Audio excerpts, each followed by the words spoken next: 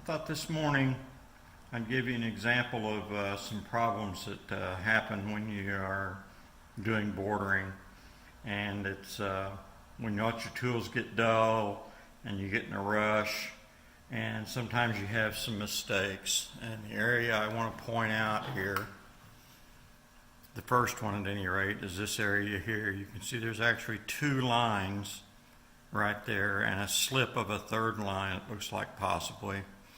And so I have to correct that to where this bottom line doesn't, it's a mistake. It shouldn't be there. That line should be the prominent line meeting that line that goes up. There's another area up here that does something similar. We'll get to that though.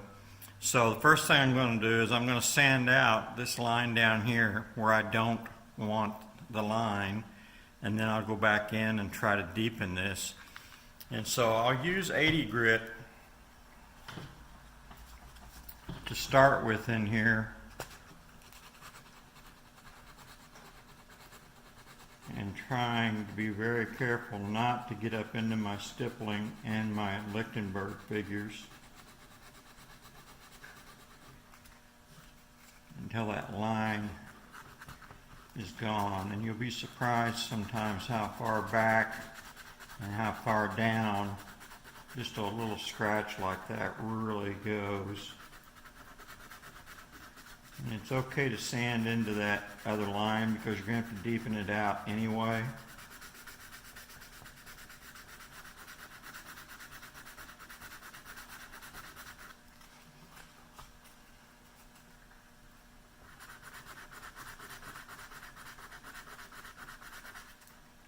Okay, that's got me down pretty much to the one line.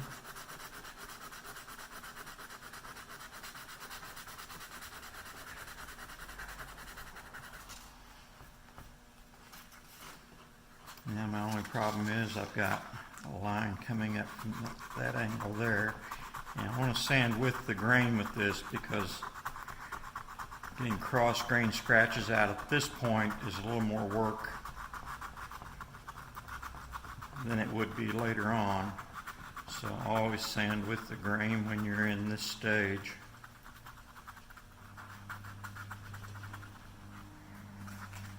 Okay, now I've got another slight, if you can see it here, overrun right there. It's a scratch out. I'm going to get rid of it at the same time.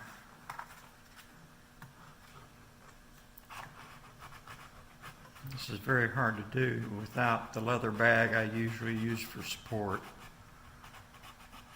because usually that stock is not moving at all. So I'm kind of having to chase it around.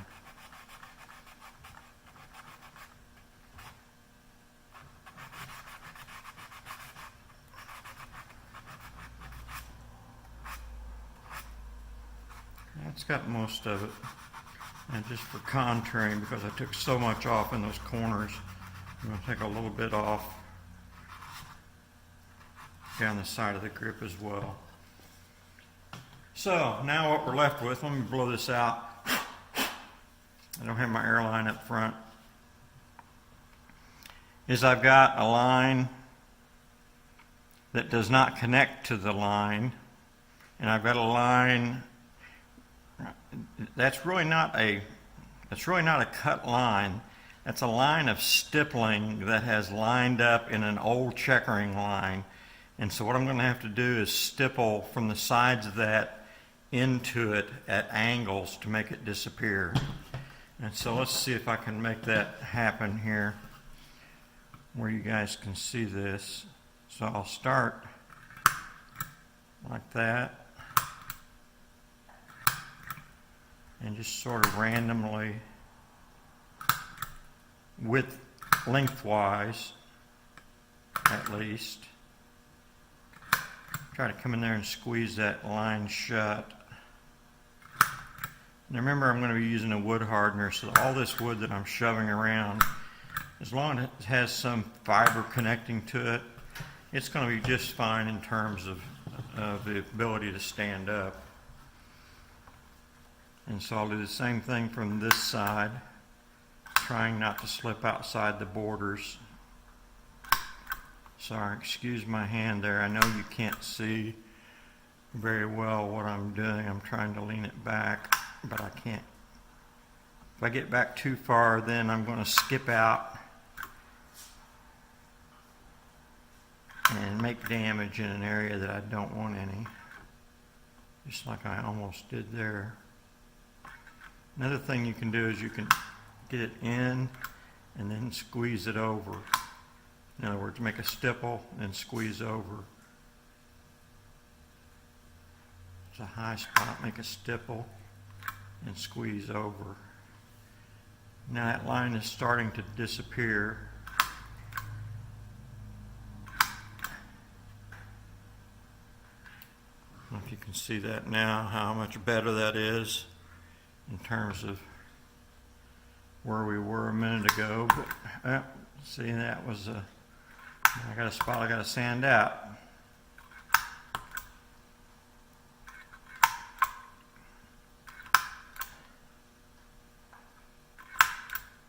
This gets a little tedious, I have to admit, but it does provide a product that you aren't going to find in anyone else's gun rack, that's for sure.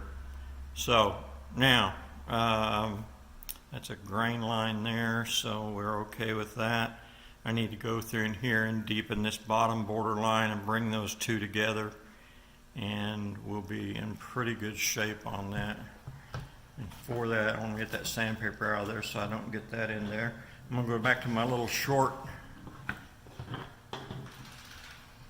and try to advance this line that I want just to that corner, no further, and that is the hard part. And I want to make sure that I've got it deepened up where I've sanded away up here. A little easier since it's a straight shot, but remember there were two lines there, one of them being a mistake. Take a closer look. That's looking pretty good. Turn it around. I normally work away from myself, probably because I've always been taught to point sharp things away from myself when I'm working, more so than out of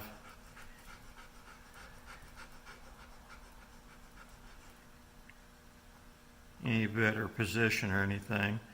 But there are times when I will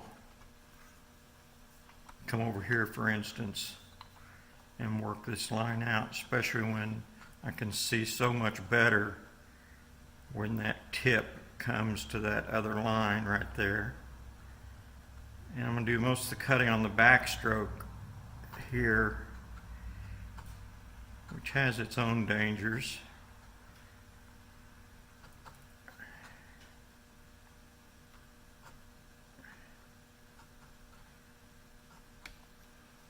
Okay. So that's a fairly decently, I'm going to do some more stippling in that corner on that one line. It's a fairly decent repair to what was going to be an ugly mess. Make sure I'm still on camera here. And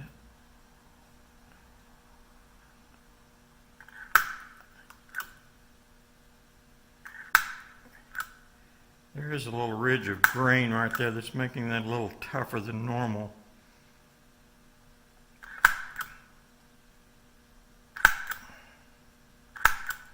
I had some extra deep stippling to sort of blend that away from that corner so it's not quite so obvious.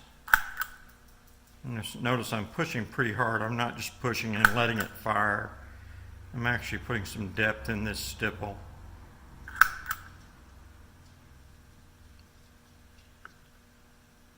Because basically I'm trying to hide something. I'm trying to hide a mistake. Only you and I will know it's there. Okay, on up here. Looks like we're in pretty good shape there.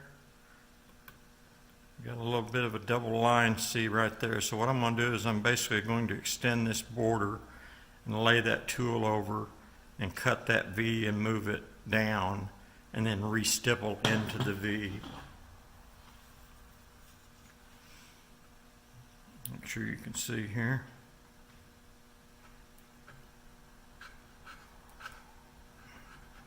I'm using my thumb as a live stop. At this point, it beats the daylights out of having another overrun.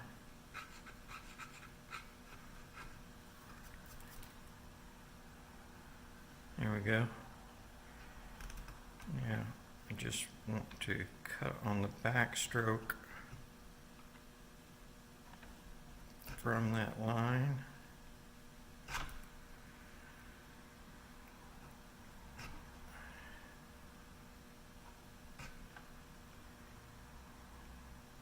There, that came out.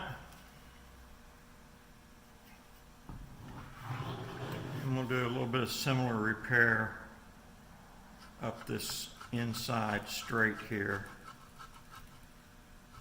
which got two lines going on me before I realized it because I let sawdust accumulate.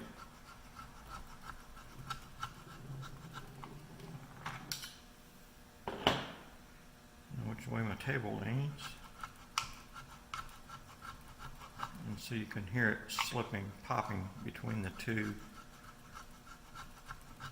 grooves there. We'll get them to come together here though pretty shortly. There we go. And we got one groove, except for right here in the corner. And I took it out. Now we'll work down here and deepen this area here up.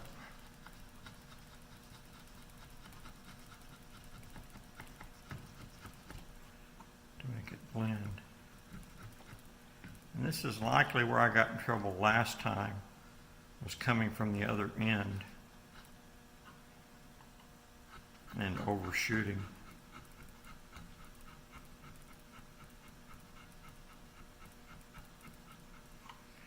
Doesn't take much to show up. So we got a little overshoot here. We'll get rid of that with some 80 grit. Fortunately, it's just a little scratch.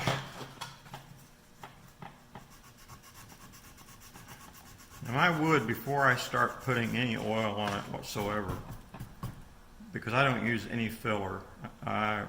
In the French polish process that I use the oil all the way up from the wood base and continue that. And I think it gives me better clarity into the depth of the wood and allows you to see highlights and stuff that are down below the surface of the wood that you normally wouldn't see if you used an opaque type filler. A lot of folks use sanding sealer. A lot of folks use a combination that they will put in their first couple of coats of oil and then sand it smooth, and then wipe it into the holes or pores of the wood. And while that does in fact work and very quickly fills the pores in the wood, it also cuts out some depth because you've got an opaque element in there. Now we got a real mess right here of overrun to clean up. I don't know if that's on camera, of course not. Let me see if we can get it on camera. There it is. Had quite the mess of overrun. I was going to originally extend the V's like Perazzi does, one over the back, but it was going to end up off center because of the way that I cut away for palm swell here. And so I thought it was going to look a little funny, and so I opted not to do that. And so what would have been actually not even an overrun, it would have been a continuation of a line, now became an overrun, so it's kind of a self-inflicted wound there.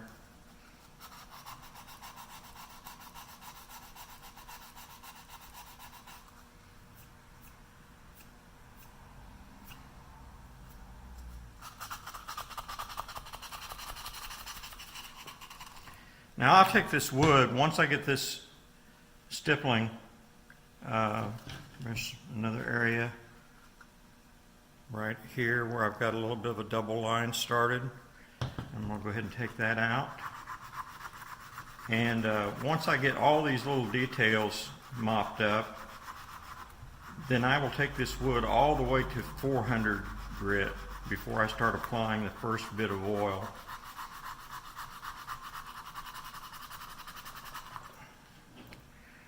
And I'll take just a single drop and just spread it with a lot of pressure and a lot of frictional heat from my fingers, and spread that drop. Sometimes a drop, well, on this particular stock, a drop will cover this entire side of this wood and probably blend over onto the sides, and the other drop will actually be too much for the other side, and I'll blend back over the top with it as well.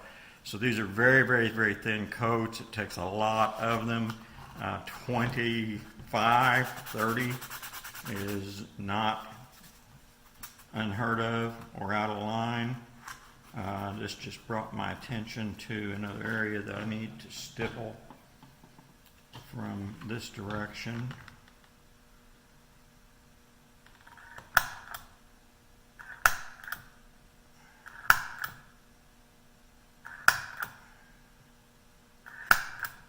That I had left.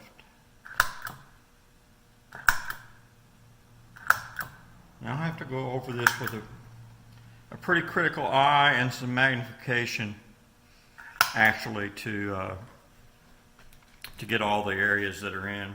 I need to go to work where my blowgun's at, but I thought I'd give you an idea of what it was like to work on some of these overruns and to clean up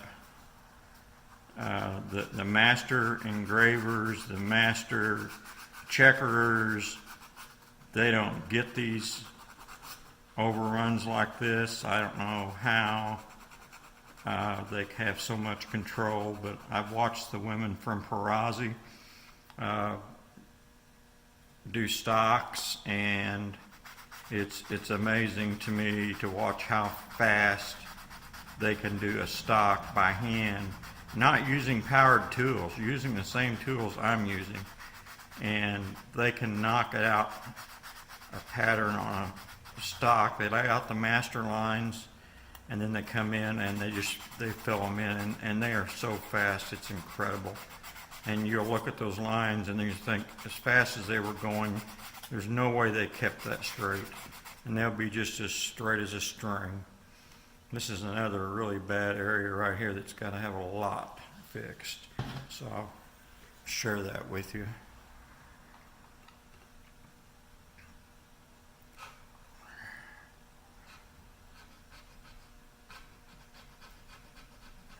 Let's see which groove. Looks like that is the intentional groove.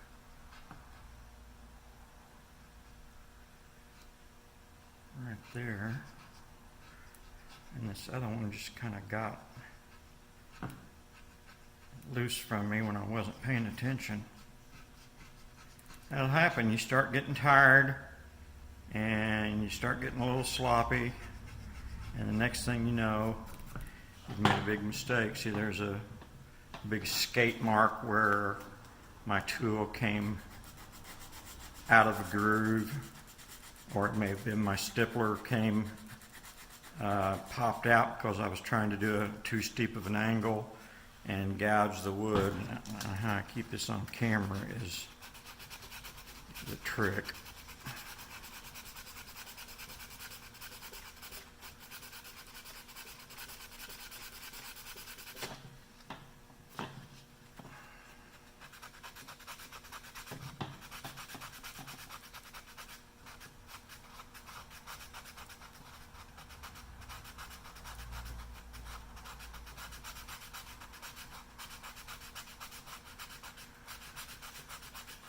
Another thing you can use is a rather large sandbag, something that's loose enough that the stock will nest down into, and the friction will keep it in place so it's not being chased around in the air. I'm blocking it against the table in my armpit here, and as you can see, I'm wobbling all over the place. That's not very good for accuracy or finished product for that matter, but just trying to give you a better view of what's going on.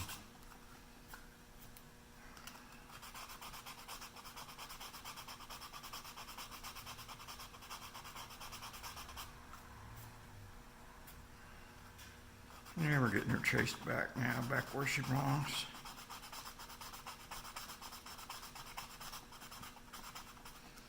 Let me go to another area of the paper that's not got quite so much wear on it to finish.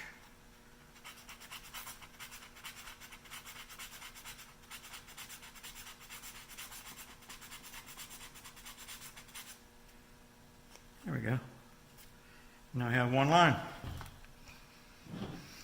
Go back in, I'll deepen that trace line up a little bit.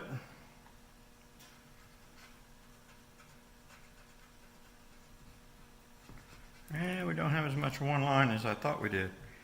And the other thing we don't have is an entire border cut down through here. So I'm going to go off camera and start working on that, and we'll get this one line down, and then I'll go into a little bit of the finishing process. I'm not going to spend a lot of time on video showing you finishing because there's a zillion bit videos on finishing, and everybody has their own little tricks and secrets, and whatever works for you works for you.